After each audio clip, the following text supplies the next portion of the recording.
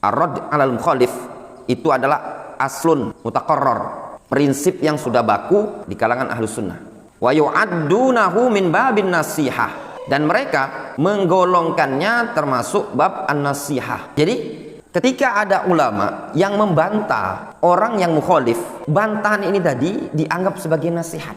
Nasihat dari mana? Nasihat untuk mukhalif tadi, dan nasihat kepada umat dari apa? Dari bahaya penyimpangan tadi. Nasihat untuk mukhalifnya supaya dia menahan diri, berhenti dari penyimpangannya, dan nasihat untuk umat supaya jangan sampai terjatuh pada mukhalafat tersebut.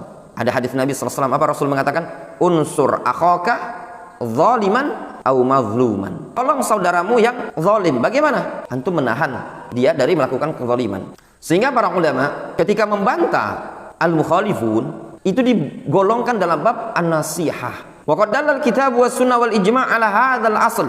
Nah, prinsip ini, prinsip ar-raddu 'alal mukhalif itu dibangun di atas dalil Al-Qur'an, sunnah dan ijma'. Wa huwa ar-raddu 'alal mukhalif, yaitu membantah orang yang menyimpang. Jelas, ini prinsip Ahlus Sunnah wal Jamaah. Membantah orang yang mukhalif, orang yang keliru, orang yang menyimpang, itu dibangun di atas dasar Al-Qur'an, sunnah dan ijma'. Jangan sampai mengatakan tidak ada dasar dari Al-Quran dan Sunnah. Ucapan seperti ini ucapan yang tidak pantas diucapkan seseorang yang mungkin dianggap seorang syekh.